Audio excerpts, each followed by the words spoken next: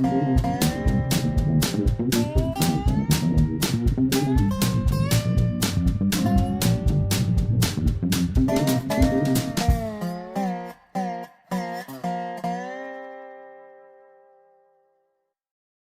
attempting something that's quite different.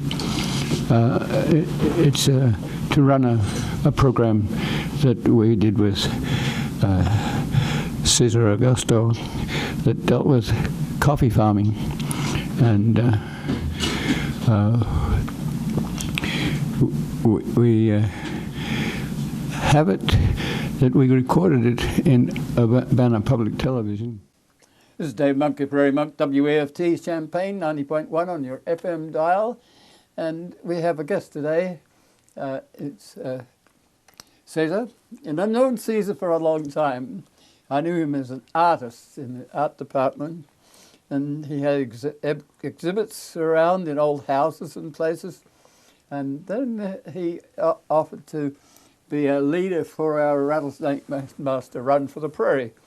He put a bicycle in front and showed the way, which was very helpful because sometimes people don't follow the cones and get mixed up. So it's very handy to have someone in front of that race, which is now being handled by the Grand Prairie Friends. And they do very well with it, and it's an educational thing. They give out plants and pictures as awards, and it brings them in something like $3,000. That's very good. A time. So thank you for that help early on. Thank you, David. Thank you very much for inviting me to come and see you today. Cesar has a foot in Champaign, a home in Champaign, as well as a home and a farm in Nicaragua. Yes. And so we're going to talk about that some, and I'll let him introduce himself in terms of how he gets there. I think I'll let him talk. Yeah, well, thank you, David. Yeah, interesting. I went to school here at the University of Illinois in the Department of Fine Art Department. Then I got a job at the College of Aces in communication, working with graphics and other things. So I became very appreciative of the area and plants. I became very attached to them. But farming, I've never seen so much farming in my entire life than some of this farmland here in Illinois. But anyway, so going back to that, so I'm originally from Nicaragua, and I just have a little quote that I want to read is, agriculture looks so easy when the plow is a pen and you are miles away from the coffee plantation. In other words, farming is not easy. I say that because from the university, I bought a farm while I was working here in Nicaragua, and it was kind of destroyed farm. It was kind of messed up, and I rebuilt it and plant hardwood trees. In fact, years back, David invited me to another of his program, and we talk about reforestation. And so I went gung-ho about reforesting this farm. It works, but didn't work as well as I wanted to because I was here, and over there nobody oversaw the whole operation. But now I'm going back and forth from Urbana to Nicaragua. I spent a couple months there, then I spend the time here, then go back couple months. So now I become a coffee farmer, per se, yeah. And that's been pretty rewarding as a farmer, not as a moneymaker person, because the prices of the coffee is not very good. And also, what I think is rewarding is knowing David. I'm a very admirer of David. His environment, and being a coffee farmer is a very honorable kind of thing to do because, coffee grows on, hardwood areas. I need to be very shady. Well, not very shady, but rather regulated shade. And every time I bring somebody over my farm, everybody thinks, oh, it looks like a park. So that's kind of the intention. You got birds, you got monkeys, you got butterflies, you got all sorts of interesting animals. But it is kind of very difficult, David, to deal with that I might say that you're in the tropics. Yeah. And that is where you get much more biodiversity. You get Bugs. lots more butterflies, Yeah. lots more beetles. You get animals, and you get a tall rainforest, especially if you're on basaltic soil. And Yeah, exactly. the canopy is way up there, to the point where people even build stairwells Yeah, up there to do so a that they canopy. can see the yeah, canopy. Yeah. Yeah, and there's a big issue about how to become a very sustainable coffee farm. It is, again, it is rewarding because it's my farm. It's a 50-acre farm. It's real nice, look like a park and all that. But It's on a Yeah. on a mountainside, I think. yeah, it's near a volcano, so it is a pretty rich soil. And Is it red soil?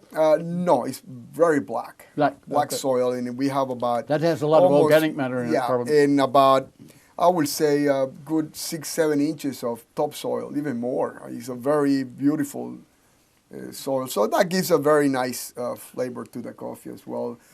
But The soil often, just like champagne, if it comes from a certain soil type, it gives a certain flavor. yes.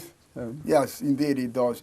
But one of the things, David, I was kind of we talked about this earlier, and talking about producing coffee and getting people to work on the farm it's kind of hard thing to do, because when you harvest coffee, you gotta only choose the red beans, and you have to pay people, and you have 20, 40 acres of coffee. You gotta pick one by one.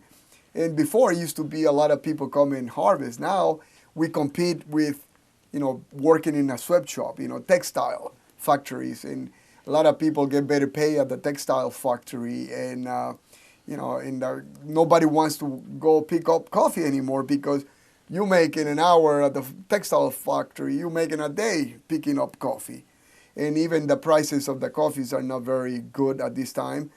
It's almost you working for the people. well, people are drinking coffee. Yes, people are drinking more coffee. Like I was saying, 57 percent Japanese is importing 50% more coffee than any other Asian countries. So I mean, I see Japan now drinking a lot of coffee, and they're paying very good prices. But the price doesn't go to the farmers. I mean, it's amazing. Out of every dollar the coffee gets exported, which is a penny, or the grower gets. So it's not a very So good. it's the in-between people Yeah. that get some Yeah. of the Yeah. money. Exactly. So the people who ship it and the people who Yeah, sell it. yeah, exactly. So people that gather the coffee and export the coffee, they process the coffee, and that's how they make a lot of money. And the poor farmers, for example, I will say that 75% of the coffee produced in Nicaragua, they are small farmers. Only about 20 to 25% are large farmers, and that owned by maybe 3 or 4 people. But mostly are 2-acre, 3-acre farm, 1 acre. And so they are considered small farmers. And agricultural people have a hard time organizing. So if the middleman makes it, the producer can't really get together very well. Yeah, one of the thing about, I think, who regulates the price is the stock market. Since coffee is a commodity rather than it's a commodity, so it's kind of hard to control. It's whatever the international price is, that should be the price to be paid. And that's not very fair. And particularly this year, a lot of the producer countries in Latin America are thinking about trying to not longer have coffee as a commodity, because that's not very fair. They want to try to change that to sell directly to a buyer. Tell people what a commodity is. I know it as coal or grain, or it's big shipments. Yeah, it's a global exchange. In something like oil is a commodity. It's something that you buy in the stock market. They set up international price. So coffee is actually it's in the stock exchange. You can buy. Is that because there are big farms that are huge and they can modernize it? To be honest with you, I don't know why coffee is a commodity. But, coffee is the second largest drink after water Everybody drinks coffee. And I'm not sure exactly, and I don't understand, and this is some of the question. In fact, some of the Colombian producers, they want them to take the coffee out of the exchange because they think it is unfair for a lot of the farmers. And what they're trying to do is actually, we are accustomed to sell coffee as a raw material. So the other people makes the money, but not the farmers. And so what they're trying to do now, instead of selling the coffee as a raw material, give the value added, meaning they're going to roast the coffee, package it, and export it. That might be something that will happen in the near future because at this point, it's pretty difficult to have farmers to survive. I define commodity as something that can go in a railroad car, and there are going to be 125 cars of it, as distinct from manifest railroads where you have a carload of honey and a carload of computers and you push them together and you have a manifest train. So a commodity train takes a bulk load. Yeah. And it's still a traditional train. It's not a train that is all platforms with shipping containers on it. Yeah. So for me, a commodity is something that can be put on a ship or a railroad. Well, when the coffee becomes the second largest export in Nicaragua, it's big. It's really big. It's big. Is it mechanic? It has to be picked by hand? Yes. You don't have mechanical pickers? No. In Brazil, they do that because in Brazil, they have areas that are very flat and they do grow Robusta, which is a different variety of coffee. And they use kind of a combine. They do that, which is very interesting because they have hundreds of acres of coffee. It's almost like the cornfield here. You go with the combine rather than pick each ear by hand. Yeah, and the different when you have a good quality coffee, which is Arabica coffee versus Robusta, there is a different. But the Brazilian has a tendency to produce, is the largest producer of coffee in the world, so they kind of pretty much set whatever the price is. How long does it take coffee to grow? Can you get a second year crop? Yeah. And it's a kind of a. Then it regenerates. Yeah, a coffee plant takes about the second year. The first year gives you a few little beans. The second year it does yield substantial. In the 3 and 4, they're really in full blast, and they can last up to 6 years. And then you do a trimming. You trim the tree and then regrow it again, and then you can have the tree for up to 12 years. So you can harvest in Brazil, where they have large flat acres, you can harvest the plant like alfalfa. You can harvest the whole plant and let it grow again the next year, and then. No, because I don't. No, you can't do that. No, they can't do that. No, that coffee. It's more. It's a hard. Coffee is a hard. It's a tree. Yes. Yeah, it's a hardwood tree. I mean, it's a tree, but does it's. Does it grow by itself, or does it have friends and relatives in the soil, and trees? Does it grow almost in unison with other things? Well, yes, actually, it grows very well with banana, with cacaos. Some of those plants. That's what you. Yes. Yeah, but yeah, and it's very beautiful. You probably see some pictures later on in the show and see how the coffee grows with other plant that enhance the whole. Can you grow it artificially by putting a soil on top that gives it the shade that it needs? If it's too shady, it won't thrive. Is that what? We have plants that like to be in the shade. Golden seal is one. Yeah. And you can simulate the forest by putting a certain degree of soil on top of it. It's a plastic material. Oh, no. That gives it shade. Yeah, no, it will not work. No, you have to have a 50-50. 50% light and 50% shade. You can go a little bit on the less. Well, you can do that with different types of salon. Yeah, but and different densities, so that you can make it for the shade that you need. But you don't do that. No. Okay. No, it's impossible. I mean, all it right. will be very. I mean, how you get the butterfly? I mean, the bees to come and pollinized because those so are. it has to be pollinated. Yeah, it has to be pollinized. They're not self-pollinated. So what Yeah. sort of pollinators do you have? Do you have Bees and Italian butterflies. bees or you have native bees? I think the combination of some African bees and some native bees, but they're not very gentle bees. I mean, they have the tendency to be slightly aggressive. Uh-huh. Yeah. And, but mostly there's quite a bit of butterflies in my farm. So you have a pod that you pick, or I'm thinking of cocoa, I think, but coffee is individual berries. Yeah, coffee is actually not a bean, it's actually a berry. Uh-huh. Yeah, it's a berry and it grows, they call it in the branch, it's called palmilla, and it grows in bunches of 10. Uh-huh. They're not bunches of 10. So you can pick 10 like No, a you can no. You damage the plant. You got to pick up one by one. You got to Uh-huh. because you only want to pick the red one. Otherwise, you allow the green to ripen. Otherwise, it's a loss because green beans is change the price of the Yes, commodity. but the green beans Yeah. also have flavor that you like. Yeah, that's at the very end when you harvest the green beans. Is when Uh-huh. it's not going to ripen anymore, and then the buddings start to appear for the next year yield. So then you have to say, okay, So you can't pick that whole no. thing. So then you have to take stop. away the- Yes, yeah, they say you got to stop at this moment because we're gonna take everything out and let the plant rest, and the next flowerings come up. So that's kind of very. You have to make a choice there. You got to make a call when to stop harvesting the coffee.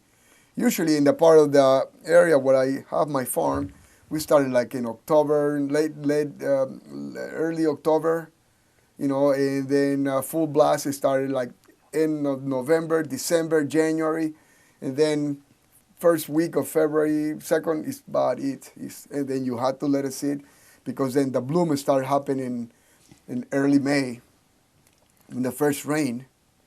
Yeah, and then there's an issue if, changing the environment, I can see a lot of changes. Sometimes it start to bloom much earlier, like in February, like early January. And that's kind of bad because if you flower and it rains, it drops all the flowering, and then that's a loss of the yield. Yes. Of the, yeah. And also, you see some of the issues that, because, it is very true, you can see the climate changes when your production diminish, 20-25% because of, it's too much hot, too much So heat. you're in the northern hemisphere? Or you're in the tropics, but... No, I'm in a tropic area, yeah. Yes, Yes, we have raining and dry season. That's the only two seasons that we have in Nicaragua. But you're technically a little in the northern hemisphere. A little bit. No, well... No. You north or south of the tropical? I'm in a tropical area. I'm sorry, I don't understand. Okay. Yeah, I'm sorry, I don't understand that, David. I'm trying to put you in the world, so you're saying in December and January, and I'm wondering whether that's your summer. No, or whether okay, that's I'm your sorry. winter. Yes, no, the rainy season begins in early May, it lasts to late October, and then November, December is dry, January, February, March, and April, and then rains again. But then the summer become earlier. That's what I'm saying, and therefore some of the plants kind of expedite the blooming of the coffee. Okay, but the summer is in November, December. Yeah. So, yeah, it's kind of backwards than it is here. Yes, Okay, so now I understand.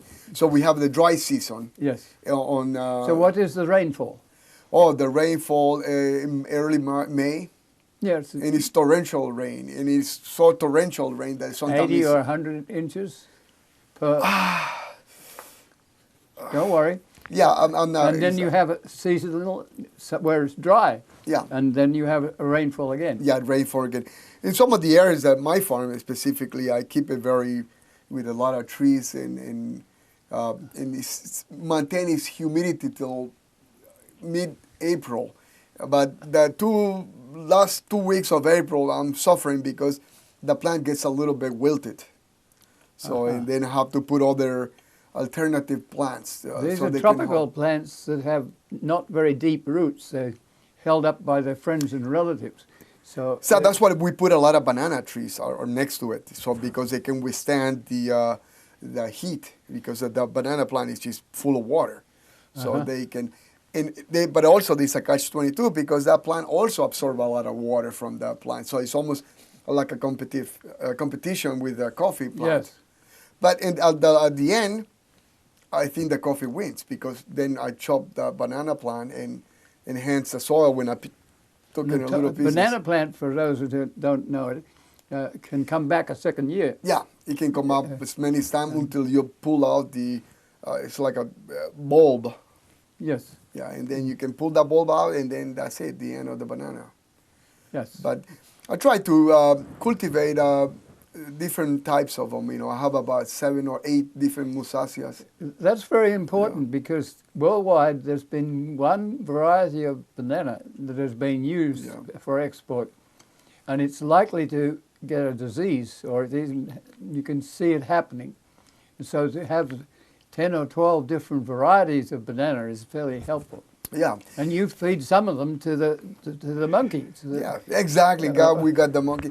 But any other thing I'm talking about that climate changes, since this is very difficult, some of the farmers, they're small farmers, like with 1 acre, 2 acre farmer, then they have the tendency to give up, to get rid of the coffee plant, and they start growing avocados. So avocados is changing the whole perspective of being farmer, and now they do, the coffee is kind of disappearing in part of Nicaragua. They're taking different approach to farming because of the prices. And in order to do that, they take down the trees. Yeah. And the tree may be 200 years old. Exactly, because now they start to deforest it because avocado trees need to be in full sun. And so that's one of the problems that we have, and you can see around my farm, all these farmers are taking all the coffee trees out, and they start taking all the trees down to just grow something that is fast or is more profitable. Avocados is very expensive. Even if you sell it locally, you make more money in an acre of avocado trees than an acre of coffee.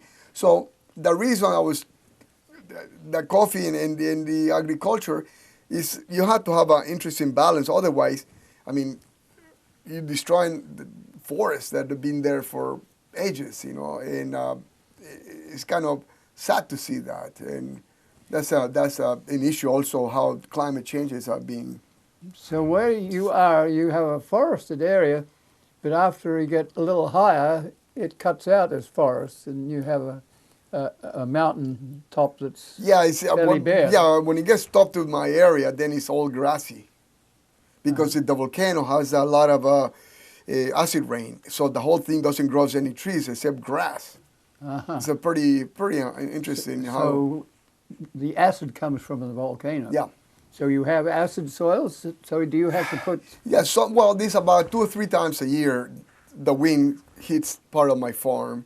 But it doesn't. I mean, it gets a little damage, but not very much. I mean, it's just a couple of times a year hits it. But going back to the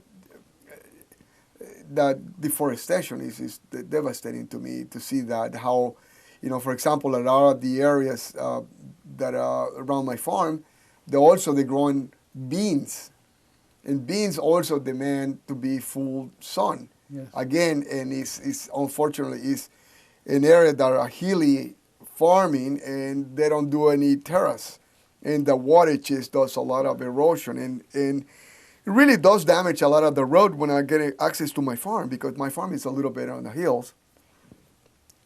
So you have to have a Jeep or something like that? Yeah, you had a 4x4, otherwise it's not way I can get in. So I mean, the whole idea of farming coffee is not very glamorous. I mean, it's hard work, hard to get it. Yeah. So the good thing, I do all the process in my farm. I do all the things, but it's just very. So it's an acid soil, and coffee likes an acid soil. It's got used to it, the volcanic soil, or do you have to put in lime to make it more basic? Well, I do once in a while. I do put a little lime just to balance the pH, But what's the pH is best at? So neutral? No, you cannot be neutral either. You cannot totally neutralize it. No. Okay. Yeah, you need to have some acid. Acid. Otherwise, yeah. If it's Okay. too much, then all the nutrients will not get into the plant, and then you have some other deficiencies. So, but I do occasionally, because we do some soil sampler, and then I can see how much I need to put, how much I need to put into the soil, how much lime I need. But I don't do that often, because it's kind of nice balance, but once in a while you have to give it maybe every 2 years. So you have other vegetables. Tell us about some of the other crops that you have. Other crop that I do, there's an area that when I bought my farm, it was already deforested, and that was when I tried to put the trees. Yes. But unfortunately, I was too high, and I was putting teak trees, and they didn't take off very well. I mean, they took too high, and they were too thin, and they broke because of the wind. So then I ended up growing what they call in dragon fruit, pitaya, which is another, actually... Explain in verbal terms what this is. Yeah, dragon fruit, we call it pitaya. That's the native name, but dragon fruit is known, all over the Asia, actually, because also Asia is one of the larger producers. But in Nicaragua, we produce this dragon fruit, which is red inside, and it grows, actually, it's a cactus. It's yes, and the cactus has to be attached to a living tree. I have a living tree that I keep a trim, so they attach to that, and then you have this very beautiful orchard, and it does produce up to 40 fruit. The fruit is about the size of your head, right? No. It's about the size of a softball. Softball. Yeah. Oh, okay. So it's smaller than that. I can tell you by weight, it can be almost a couple pounds. Yeah, but it's very solid. It's full of water. So that's what, because it's in the rainy season when they start the bloom, they start. So this is kind of a nice thing, because I do have, in the rainy season, I have the dragon fruit. In the dry season, that's when I get the coffee to harvest the coffee. So in the rainy season, the whole coffee plant is prepared for, give me the berries, and then we harvest the berries. As soon as I finish the dragon fruit, my next crop is the coffee. But the dragon fruit is a very nice fruit. It's a super fruit. It's a lot of antioxidant. It's oxidant. I'm sorry. Yeah, it's a very good fruit, and yeah. So it's exportable? Yes, it's very exportable, but not as a fresh fruit, because at least the United States doesn't take unless it goes through a process, it goes through certification, because they're afraid to bring some of the fruit flies. And it's a very difficult, you can apply some pesticides, and some of the FDA regulates, and they say the minimum amount that you can use just to get rid of these, but then it's a catch. Because if you use again, there's a plant also need to be pollinized. It's not a self-pollinator. So these grow on trees that are about Maybe 5 feet high? Maybe 5.5 feet high. And then you trim it. The way you trim it, so it branch out. It look like my hands, like this. So then the cactus, you have to trim the cactus so they kind of have a long what do they call that? I forgot the word. It's a branch. Yes, it's not a branch. It's just a part of the cactus, Yes. It look like a hair. It hangs down rather than... Yeah, it hangs down rather than go up straight up. It hangs down. Is it bruised? When it travels, does it bruise? No, then the export in the fruit, I'm used to papaya. Yeah. And papaya has just come onto the markets here. It is very delicate. It's delicate, Yeah. and you have to wrap it appropriately. We have 5 different varieties, and there's one specific variety that we use for export, fresh fruit, and it has a lot of shields. That's what if you look at it, that's what they call it, dragon fruit. Look like a skin of an alligator, and that's protected. It's called bracteas, and that's protected from getting bruised. And that travels better. And that travels much better. The other varieties are bigger, sweeter, but then those get produced into frozen pulp. You take the fruit and you smash it, and then you put them in packages and you freeze it, and those are great to make smoothies. And those things are, you know, those are pretty healthy things. So And you can can it. yeah, no, they're not canned. They're just in plastic bags, and they get frozen and shipped abroad, usually California. So how far is this farm from where you grew up? Did you grow up in an urban setting? Yeah, I grew up in Managua, so that was, and I live in this other town. It's called Jinotepe. And how far away is it? About 65, 70 kilometers. But then now I live in this small town. It's called Jinotepe. My farm is about 15, 16, 17 kilometers. So I go there every day. So you're a new agriculturalist. Oh, well, yeah, in the past 6 years. So yeah, it's easy when, you know, like I said, you think about, oh, farming is great. But once you start doing, you realize that there's more so than... Yes, I'm going to look at the time just to see we're good, okay. Yeah. Yeah. So, yeah, that's... So you go back in certain seasons. Yeah, well, I go for, you know, a couple months before the harvesting of the pitaya, so make sure everybody has everything. And then when it's full blast, then I go back and I do, you know, oversee the whole production. The same thing I do with the coffee, back and forth. And when it's harvest time, so I spend about, in December, I go there in October and come back in January when we finish the harvesting, because I have to see that everything is done correctly, you know, the picking the red beans and, you know, then when we do you know, the processing, you know, to get rid of the pulp, and then which is washing, you know, the fermentation, the washing of the beans, and then the drying, and then the transportation to the milling. So you're preparing your beans on the farm. Yeah, exactly. And so you're selling a part developed product. Yeah, well, no, what I do then after that, I take it to a different town, which is about 130, 140 kilometers away from where I am, and they have a mill. So there is a little skin on the coffee yet. So they had to mill it, and then it goes to a It's machine. like a walnut has a skin. Yeah, but this is very thin skin that you have to take it off. This is the only way you have to have this mill. And then you have to select, and then you only get the premium beans finally. And then that's how you separate it. You get premium, and you get the secondary. Either it could be because it's cracked or because it's smaller, so we have the same size.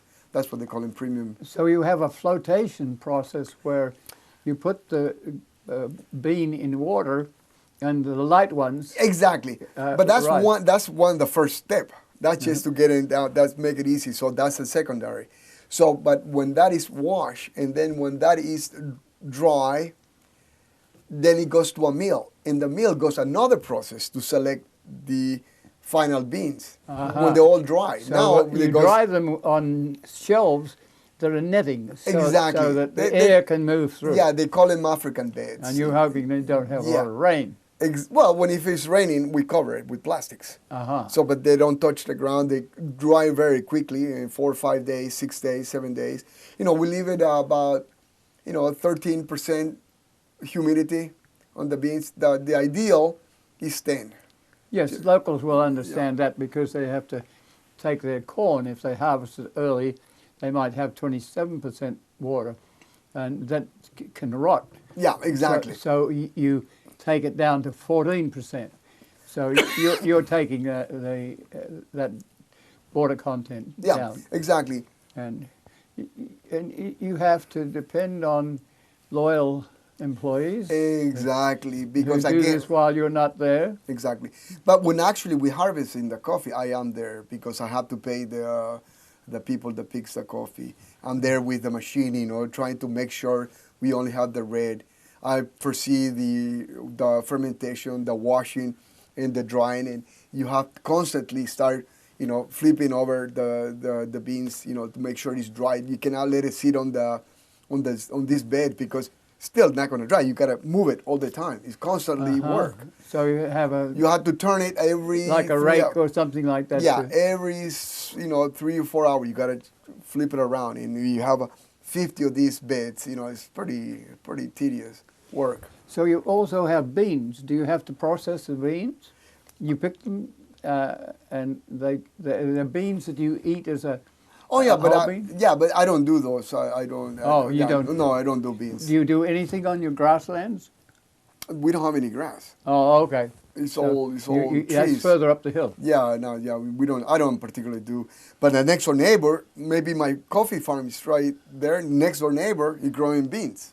He just took all these trees down already, and then either put plantain trees, and that's what he does. You know, it is pretty hard for these people to make a living. You know, when 1 acre, 2 acre farm, so they had to do other way of making an income. Either These are growing crops banana. that you plant and you harvest, so you have an in between time when you can work for the For the pitaya.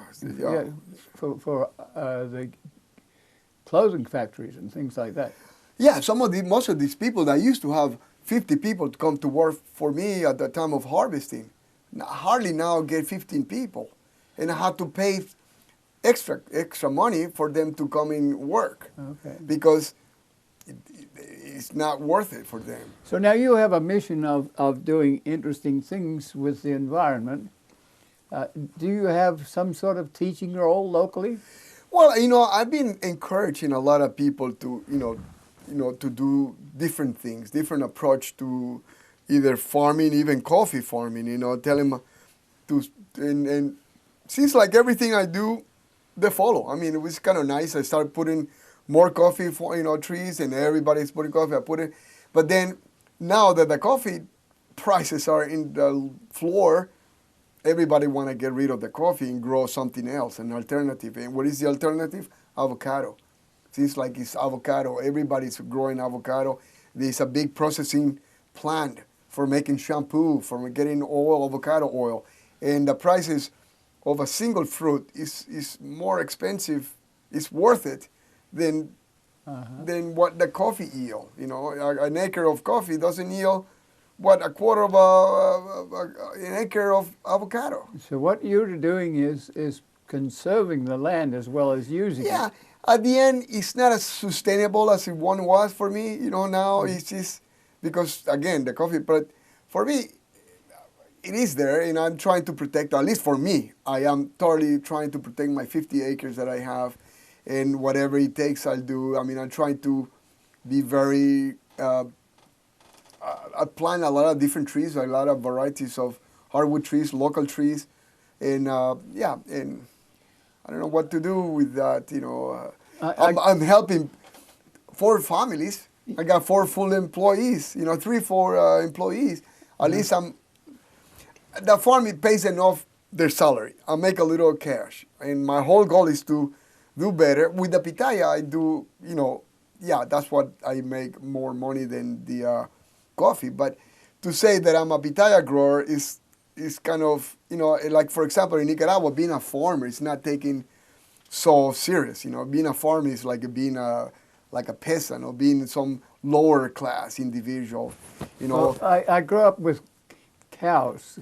Oh, yeah. And we fed the cows, and we got lots of production. And the farmers around about were on poor territory, and they didn't really feed their cows. And they always wondered why we had cows that produced more milk. And it's something that the same thing, the culture gets to be universal. Yeah. And if you move in with a different style, then you can be criticized. It is very interesting because, if you're a cattle farmer, you are just a person to be. And cattle farmer, they do have a big group or like a cooperative that they can actually deal with milk prices, with all the lactose product, with the meat. They have more control. They get more benefit from the government. On the contrary, coffee farmers, we don't get subsidy from anything. There's nothing they're gonna say, okay, we're gonna help you with fertilizer, with all these the material that you need to implement in the farm. But with technicians, they don't necessarily come, and it's very difficult, And so, do you have a farm bureau, a group of people like yourself that you can work with? Unfortunately, no. I go visit other farms and I learn from other farmers, but not. I mean, I cannot ask anybody, hey, can you come And you don't have a university. We don't have that an extension like Nicaragua no. and reforms the locals. There is in a college, but you know everything is paid. You got to do it. Pay me, pay me. Nothing is for free, even though you know that's the way that things work. And you know Nicaragua is a very poor country. They don't have extension like they do here at the University of Illinois. That you can call. By the way, I need this. You know what can I do? No, if you want a field technician to come, you gotta pay the field technician. You gotta pay a day. It's like you pay for his services. Okay. So now, if you buy fertilizer from this company, say, okay, as long as you buy fertilizer, we send you a technician to show you how to apply it. Do you need the fertilizer?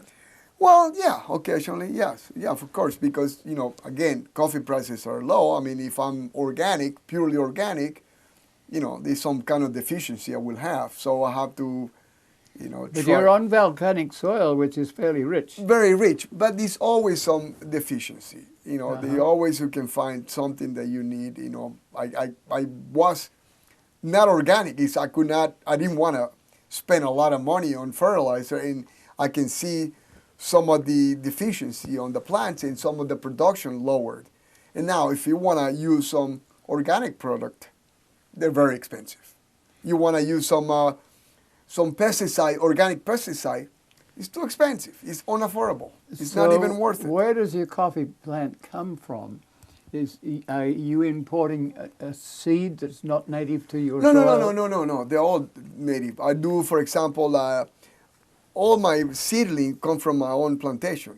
I look at the best plants and then I pick. You select? Select. I do a selective thing. You know, I pick about, I don't know, for a couple pounds. Pounds, they yield about 1,000 plants. And you have to be very careful cutting it. They float them, you know, with the full skin. And the one that floats, you throw them away. And the one that sink, those are the good ones. And then you have to peel them by hand, dry it, and put them in the sun, in a dry area, to dry shade area. And then it takes 3 months to germinate. So it's a process. So we have a prairie, and the prairie is used to being on soils that are not fertilized. And if you fertilize them, you bring weeds. And so do you have weeds with these crops? Well, no, because what it is very interesting. At the very beginning, when you put the first seedling, they do have a lot of weeds. And then I use a machete. It's all labor, I'm telling you. It's all, sometimes I use herbicide. Sometimes I do use herbicide because I cannot, you have 40 acres of coffees. It's a very, you finish this lot. The other lot is already grown, so you got to move fast. And I cannot afford to have 20, 40 people working every day. It's not worth it for me. So I use herbicide. So I use the herbicides but only in the winter, in the rainy season. I don't use because during the dry season, I allowed the weed to grow so they protect it and maintain the soil humid. And then because when it starts to rain, one day the weed grows so fast. But when the plant is up to 2-3 years, they create a nice canopy and the very few little weeds grows. Mostly some broadleaf, kind of succulent. And soil hardens also. Yeah, and so, it is not, nothing grows because they drop leaves, so it's a nice compost area. It's it's easy to get rid of that weed. But weed per se, like grasses or some other, no, there's no weed because, So where do you, if you don't have a farm bureau, do you have a business bureau? Do you have, can you know what, does your dragon fruit go to Asia? Where? No, well, how do you work with the counterpart farmers? Okay, this guy actually happened to be from Chicago. They moved to Nicaragua a while back. Loved Nicaragua, loved the place. And he had another buddy of him from New York. They came over, they discovered this dragon fruit, and they say, hey, this is delicious. Let's try to bring it to the state. So what he does, he buys all, or dragon fruit, and then he process it, and then he export it. Uh-huh. And then he certify you organic or, you know, conventional, and then he set up the price. So do you sell to him? Yeah, for now, but things are going to change it because all that fair trade, it doesn't work very well. You know, he's the only one that is buying the fruit, so he's the one that set the price. You know, and again, sometimes I don't think it's so much of a fair trade. Now you're left over with the shucks. Do you use those for composting? Now, you know, interesting thing, what the guy, in the coffee, or both, let me tell you both, because in the coffee also we can use skin. But in the pitaya, because the skin is red, because they open it up, they take the meat out, and then they dry the skin of the pitaya that look like the skin of an alligator. They dry it, and that contains a very brilliant red pigment. And once it's dry, you can pulverize it, and it's being used for colorant, natural colorant. And company like cosmetic, they are doing something with it. I have done some experimenting at my house with some of the pitaya seeds and things like that. But with the coffee, some of the things I've been doing is the skin or the pulp, which is just the skin. I wash the beans, and then when I pass it through the machine, I get the skin out, and then I dry it. And then I make tea out of that one. And it contains some caffeine. It's a very interesting flavor. So it can be used also, the skin of the coffee, the red part of it, the skin. So do you have any animals at all? Do you have a cow, a pet cow that you milk, or do you have a dog? Or No, because no, I don't even have a cat. I have mice, and I put traps. The reason I don't have mice is because I have a lot of lizards, and they exterminate all the lizards. I had a cat, and he did that, so I got rid of the cat. And I get rid of the birds, I get rid of the other creatures, you know. And I do have a lot of, the only thing we have a couple dogs at the farm, and no the other farm animals. I have a lot of, in my farm, there is a lot of butterflies, there's a lot of birds, incredible variety of birds. We have monkeys, we have snakes, variety of snakes, lizards. You know, I love to see lizards all over, but when I had the cat, they disappeared for a while, and now they're coming back. So, yeah, no, I'd much rather have just humans. And so you do have some birds that invade your plants? Yeah, but I don't particularly find that they invade. In fact, they're beautiful when they sing it, you know. Like I was saying, when my friend comes, they always think, oh, this is a great park. And you befriend the monkeys? We have lots of monkeys. I have a school of monkeys, like a school of monkeys, or like 50 of them. And they're it's part beautiful. of your friendship? No, They're independent? They're totally independent, but I can get on the knees. If you stare at them for a long time, they either pee on you or they throw something at you. I don't know if it's poop or not. I don't know what they do, but they do that. But it's kind of nice, again, to have lots of monkeys at the farm. It's very beautiful. And they're super loud. They holler monkeys, and they're beautiful, and they're not aggressive because they're way up there in the trees. And one time I have my dog, and sometimes when they go from one farm to the other one, since not enough trees to jump from one tree to the other, they had to go on the ground. Yes. But they do it in a very particular time, right at dusk, when everybody's inside the house. But my dog was able to spot one of them and grab one and kill it. You know, it's kind of pretty bad. So that's the reason why I don't have cat or any other pets. But you do grow bananas that Oh yeah, I share that with the monkey. I mean, there's plenty of banana. I mean, you know, 50 monkeys not gonna eat the whole 20 acres of, you know, banana. You know, they can. I mean, yeah, I can share that. So, but it's what they share with me is the beauty of having them. You know, a nice habitat that I created. Yeah, we have orchids. I've been yeah, actually, I've been bringing orchids too, because there used to be quite a bit of orchid in that area. But or you can grow flowers. Orchids, but, yes, orchids are flowers. Yeah. Were these for sale? No, just for, again, decoration, decorating my plantation. Uh-huh. Yeah. Are the orchids in the trees? Or? No, I put them in a stump, in a dead wood, and I tie them up, and then finally they attach to the bark. So how much time do you have? 10? Okay. So, do you sell locally? Do you go down to where you grew up and sell locally at all? Oh, my pitayas or my coffee? The pitayas, I don't do that.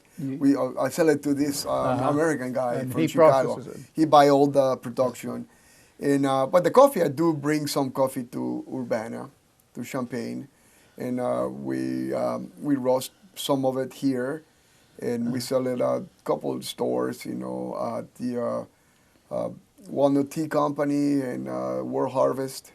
It's called Luna Verde. It's good coffee. So try it.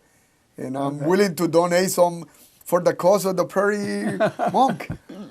We can't grow coffee in the prairie, but Some of the climate profit, is changing. Yeah, but you might eventually be able to grow here. In the future, we might grow coffee here. Yeah, but it's interesting. So how do you relate to other countries that are around you? El Salvador, for instance, do you have a relationship to those countries? Yeah, Nicaragua does, but right now Nicaragua is going through a very horrible situation, social, political. We have a very repressive government. It's not been very good in the past 11 months. In fact, the economy is going from one of the fastest growing economy in Central America to minus 5% in the period of 11 months.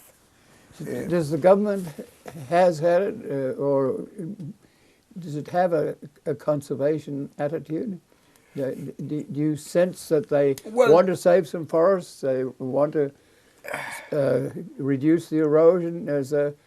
Is there a general feeling in your country for preservation? Well, there is, but it's only by words. Yes, the government say, yes, we protect it, let's keep it clean, let's not throw garbage, let's not use plastic. But at the end, there's no overall. Not overall. They don't necessarily apply the interest. Are there some countries that are doing? I think Costa Rica is the only country in Central America that does very concerned with the environment, and I think they're one of the first Central American countries they're gonna try to use plastic, abolish plastic, the use of plastic container, plastic wrappers by 2020.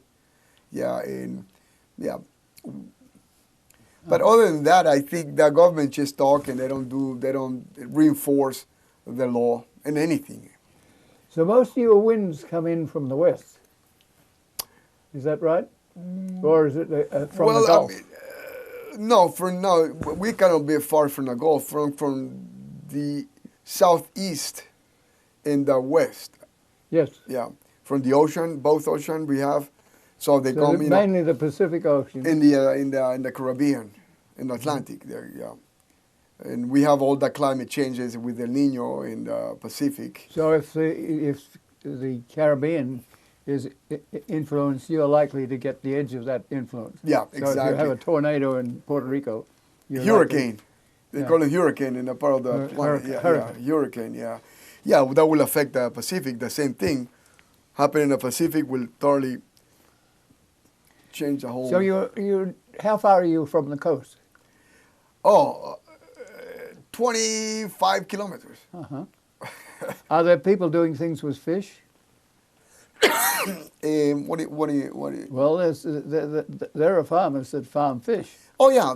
They mostly shrimp farming. Yeah, that's the big thing. They farm the shrimp out in the ocean. Yeah, they do. And actually, they don't. They make big pools of them. A bunch inland.